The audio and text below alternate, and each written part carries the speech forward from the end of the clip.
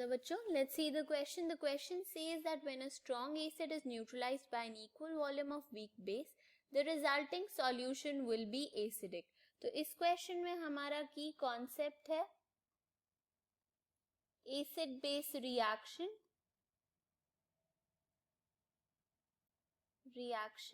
अब अगर हम बात करें स्ट्रॉन्ग एसिड के बारे में, तो हम जानते हैं कि जो स्ट्रॉन्ग एसिड हमारे पास होता है, बेसिकली स्ट्रॉन्ग एसिड, ये डिसोशिएट मोर करता है, ये ज्यादा डिसोशिएट करता है क्योंकि ये स्ट्रॉन्ग है, डिसोशिएट्स मोर. और अगर हम वीक बेस की बात करें जो कि हमें गिवन है, वीक बेस हमारे पास डिसोशिएट लेस करता है क्योंकि ये वीक है.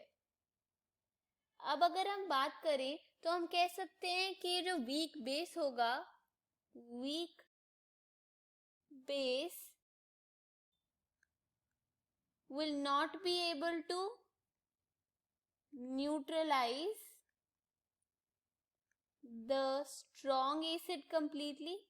The strong acid completely, यानी कि जो हमारे पास वीक बेस है वो सारे के सारे स्ट्रॉन्ग एसिड को न्यूट्रलाइज नहीं कर पाएगा और हमारे सॉल्यूशन में थोड़ा अमाउंट स्ट्रॉन्ग एसिड का रह जाएगा क्योंकि हम इक्वल वॉल्यूम ले रहे हैं दोनों स्ट्रॉन्ग एसिड और वीक बेस का. अगर हम वीक बेस का वॉल्यूम ज्यादा लें तब स्ट्रॉन्ग एसिड को वो कंप्लीटली न्यूट्रलाइज कर पाएगा, बट क्योंकि सेम वॉल्यूम्स हैं तो स्ट्रॉन्ग एसिड थोड़ा सॉल्यूशन में बच जाएगा. यानी कि हम कह सकते हैं some part of strong acid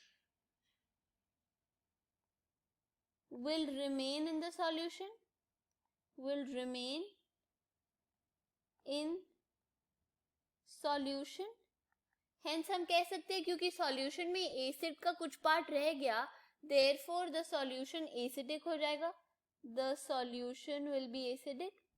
The solution will be acidic. But solution acidic नहीं होता अगर हम वीक बेस का वॉल्यूम ज्यादा लेते, बट क्योंकि हमारा वॉल्यूम इक्वल है इसीलिए हमारा सॉल्यूशन एसिडिक रह जाएगा क्योंकि थोड़ा पार्ट स्ट्रॉन्ग एसिड का डिसोशिएट होने के बाद भी रह जाएगा. तो हेंस हमारा जो गिवन स्टेटमेंट है वो ट्रू है. I hope you understood the question.